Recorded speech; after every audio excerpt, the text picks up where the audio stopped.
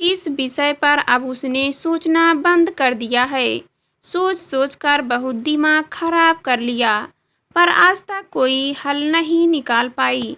उसने लाख कोशिश की कि मुट्ठी से कुछ भी ना फिसलने दे, पर कहाँ रोक पाई। जितना रोकने की कोशिश करती, सब कुछ उतनी तेजी से फिसलता जाता। असहाय हो देखने के अलावा उसके पास कोई चारा नहीं है, और इसीलिए उसने सब कुछ नियति पर छोड़ दिया है। दुख उसे अब उतना आहत नहीं करता, आंसू नहीं निकलते, आंखें सूख गई हैं। पिछले 1.5 साल में जाने कितने वादे उसने खुद से किए, निखिल से किए। खूब फड़फड़ाई, पैसा था हाथ में, खूब उड़ती रही। एक डॉक्टर से दूसरे डॉक्टर तक, एक शहर से दूसरे शहर तक भागती रही, इस उम्मीद में कि निखिल को बेटी मिल जाएगी और वह पहले की तरह ठीक होकर अपना काम संभाल लेगा। सब कुछ निखिल ने अपनी मेहनत से ही तो अर्जित किया है। यदि वह कुछ आज निखिल पर खर्च हो रहा है तो उसे चिंता नहीं करनी चाहिए। उसने बच्चों की तरफ देखना बंद कर दिया है। पढ़ रहे हैं, पढ़ते रहें बस, वह सब संभाल लेगी। रिश्तेदार निखिल को देखकर और सहानुभूति के चंद कतरे उसके हाथ से थमा कर जा चुके हैं। देखते देखते मुकुट टूट रही है।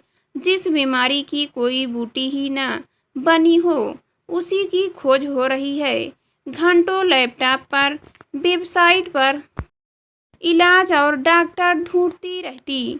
जैसे ही कुछ मिलता, ईमेल कर देती या फोन पर संपर्क करती।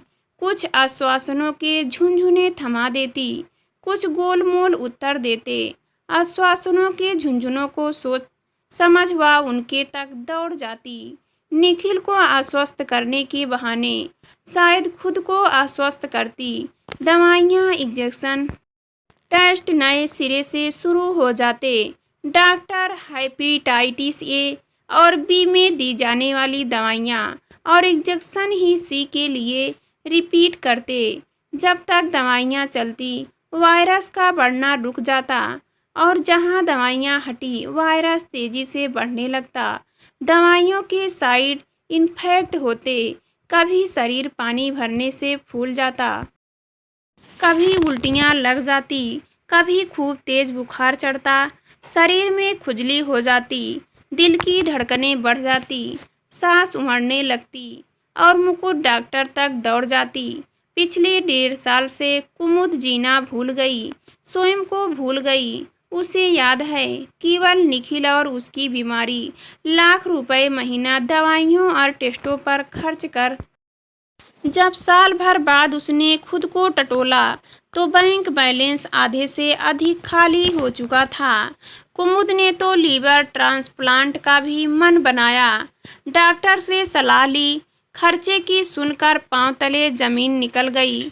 इसके बाद भी मरीज के बचने की 20% चांसें यदि बच गया, तो बाद की दवाइयों का खर्चा, पहले लीवर की व्यवस्था करनी है। सिर थाम कर बैठ गई कुमुद।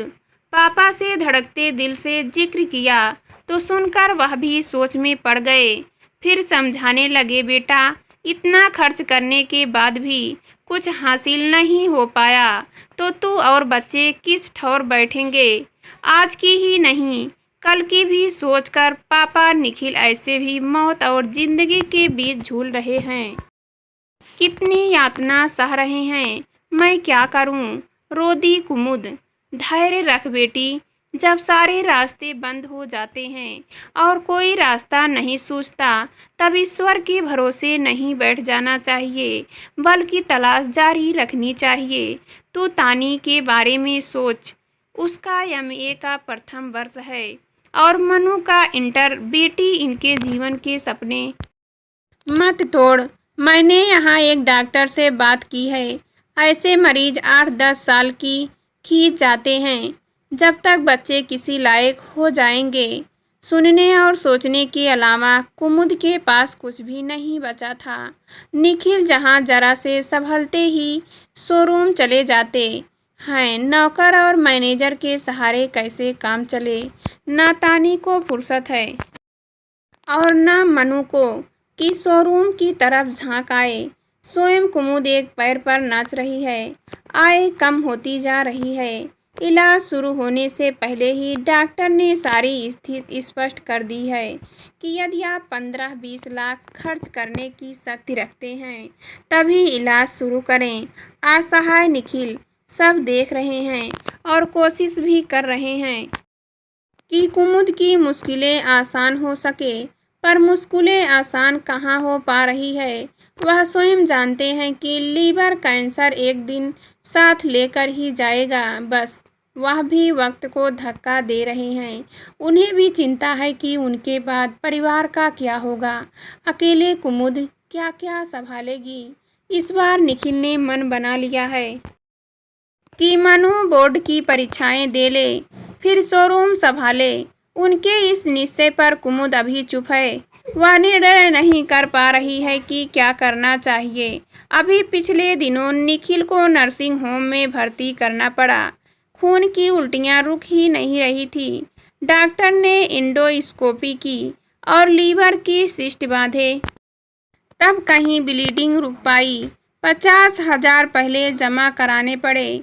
कुमुद ने देखा अब तो पासबुक में महज इतने ही रुपए बचे हैं कि महीने भर का खर्च चल सके। अभी तो दवाइयों के लिए पैसे चाहिए। निखिल को बिना बताए सरफराज बाजार जाकर अपने कुछ जेवर बेच आई। निखिल पूछते रहे कि तुम खर्च कैसे चला रही हो, पैसे कहाँ से आए, पर कुमुद ने कुछ नहीं बताया। जब तक चला सकती हूँ चलाने दो, मेरी हिम्मत मत तोड़ो। निखिल देख रहा हूँ तुम्हें अब सारे निर्णय आप लेने लगी हो। तुम्हें टेस्ट करके और बीमार नहीं करना चाहती, लेकिन मेरे अलावा भी तो कुछ सोच नहीं। इस समय पहली सोच तुम ही हो निखिल। तुम आत्महत्या कर रही हो। कुमुद ऐसा ही सही। निखिल यदि मेरी आत्महत्या से तुम्हें जीवन मिलता है तो मुझे स्वीकार है, कहकर कुमुद ने आंखें पोंछ ली। निखिल ने चाहा कुमुद को चीख कर छाती से लगा ले, लेकिन आगे बढ़ते हाथ रुक गए। पिछले 1 साल से वह कुमुद को छूने को भी तरस गया है। डॉक्टर ने उसे मना किया है। उसके शरीर पर पिछले 1 सप्ताह से दवाई के रिएक्शन के कारण फुंसियाँ निकल आई हैं। वह चाहकर भी कुमुद को भी नहीं छू सकता। एक नादानी की इतनी बड़ी सजा बिना कुमुद को बताए निखिल भोग रहा है। क्या बताएं कुमुद को कि उसके किन्हीं कमज़ोर पलों में परवीन के साथ होटल में एक रात किसी अन्य युवती के साथ गुजारी थी और वह कहीं से कुमुद के साथ विश्वासघात किया। उसके प्यार के भरोसे को तोड़ दिया। इस मुंह से बीते पलों का दास्तां कुमुद से कहे। कुमुद मर जाएगी, मर तो अब भी रही है, फिर शायद उसकी शक्ल भी ना देखे। डॉक्टर ने कुमुद को भी सख्त हिदायत दी है कि बिना दस्ताने पहने निखिल का कोई काम ना करे। उसने बलगम, थूक, पसीना या खून की बूंदें उसे या बच्चों को ना छुए। बिस्तर, कपड़े सब अलग रखे। निखिल का टॉयलेट भी अलग है। कुमुद निखिल के कपड़े सबसे अलग धोती है। बिस्तर भी अलग है, यानी अपना सब कुछ। और इतना गरीब निखिल आज अछूतों की तरह दूर है। जैसे कुमुद का मन तड़पड़ाता है, वैसे ही निखिल भी कुमुद की ओर देखकर आंखें भर लेता है। नीति ने उन्हें नदी के 2 किनारों की तरफ अलग कर दिया है। दोनों एक दूसरे को देख सकते हैं पर छू नहीं सकते। दोनों के बिस्तर अलग अलग हुए भी 1 साल हो गया। कुमुद क्या किसी ने भी क्या नहीं सोचा था कि हंसते खेलते घर में मुसीबतों का पहाड़ टूट पड़ेगा। कुछ समय से निखिल के पैरों पर सूजन आ रही थी। आंखों में पीलापन नजर आ रहा था। तभी भी गिरी गिरी सी रहती थी। कुमुद की जिद पर ही निखिल डॉक्टर के यहाँ गया था। पीलिया का आदेशा था। डॉक्टर ने टेस्ट किया, कराए, भूचाल आ गया। अब खोज हुई कि हेपेटाइटिस सी का वायरल आया कहाँ से। डॉक्टर का कहना था कि संक्रमित खून से या यूर्ज सीरीज के वायरस ब्लड में आ जाता है। पता चला कि विवाह से पहले निखिल का एक्सीडेंट हुआ था और खून चढ़ना पड़ा था। शायद यह वायरस वहीं से आया। लेकिन यह सुनकर निखिल के बड़े भैया भड़क उठे थे। ऐसा कैसे हो सकता है? खून रेड क्रॉस सोसाइटी में मैं खुद लाया था। लेकिन उनकी बात को एक सिरे से खारिज कर दिया गया और सबने मान लिया कि खून से ही वायरस शरीर में आया। सबने मान लिया, पर कुमुद का मन नहीं माना कि 20 साल तक वायरस ने अपना प्रभाव क्यों नहीं दिखाया। वायरस आ तो गया, पर निष्क्रिय पड़ रहा। डॉक्टर का कहना था, ठीक कहते हैं डॉक्टर आप। तभी वायरस ने मुझे नहीं छुआ। यह आपका सौभाग्य है कुमुद जी, वरना यह बीमारी पति से पत्नी और पत्नी से बच्चों में फैलती ही है। कुमुद को लगा डॉक्टर ठीक कह रहा है, सब इस जानलेवा बीमारी से बचे हैं, यही क्या कम है। लेकिन 10 साल पहले निखिल ने अपना खून बड़े भैया के बेटे हार्दिक को दिया था, जो 3 साल पहले ही विदेश गया है। और इसके विदेश जाने से पहले सारे टेस्ट हुए थे। वायरस वहाँ भी नहीं था। न चाहते हुए भी कुमुद जब भी खाली होती, विचार आकर घेर लेते हैं, नए सिरे से विश्लेषण करने लगती है। आज अचानक उसने चिंतन की नई दिशा मिली। यदि पति पत्नी को यौन संबंधों द्वारा वायरस दे सकता है, तो वह भी किसी से यौन संबंध बनाकर ला सकता है। क्या निखिल भी किसी अन्य से दिमाग घूम गया? कुमुद का एक एक बात उसके सामने नाच उठी। बड़े भैया का विश्वासपूर्वक यह कहना था कि खून संक्रमित नहीं था। उनके बेटे व उन सब के टेस्ट नेगेटिव आने वाली, यानी वायरस ब्लड से नहीं आया। यह भी कुछ दिन पहले ही आया है। निखिल पर उसे अपने से भी ज़्यादा विश्वास था और उसने उसी से विश्वासघात किया। कुमुद ने फौरन डॉक्टर को फ़ोन मिलाया। डॉक्टर, आपने यह कहकर मेरा टेस्ट करवाया था कि हेपेटाइटिस सी मुझे भी हो सकता है और आप 80% अपने विचार से सहमत थे। अब उसी 80% का वास्ता देकर आपसे पूछती हूँ कि यदि एक पति अपनी पत्नी को यह वायरस दे सकता है, तो स्वयं भी अन्य महिला से यौन संबंध बनाकर यह बीमारी ला सकता है। हाँ, ऐसा संभव है कुमुद जी, और इसीलिए 20% मैंने छोड़ दिए थे। कुमुद ने फोन रख दिया। वह कटे पेड़ सी गिर पड़ी। निखिल, तुमने इतना बड़ा छल क्यों किया? मैं किसी की जूठन को अपने भाल पर सजाए रही। एक पल में ही उसके विचार बदल गए। निखिल के प्रति सहानुभूति और प्यार घृणा और अपेक्षा में बदल गए। मन हुआ निखिल को इसी हाल में छोड़कर भाग जाएं। अपने कर्मों की सजा आप पाएं, जिए या मरें। वह क्यों तिल मिलकर जले। जीवन का सारा खेल भावनाओं का खेल है। भावनाएं ही खत्म हो जाए तो जीवन मारुस्थल बन जाता है। अपना या मारुस्थली जीवन किसे दिखाएं। कुमुद एक चिंगारी सी जली और बुझ गई।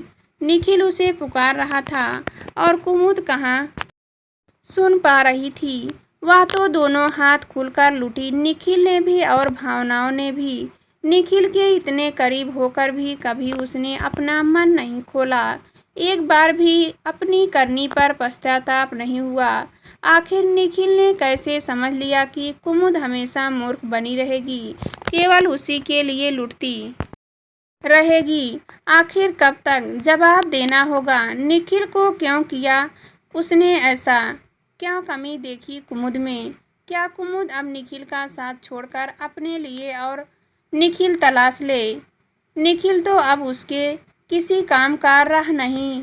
घिन हो गई कुमुद को यह सोचकर कि वह झूठे आदमी को अपना समझ अपने हिस्से की जूठन समेटती आई।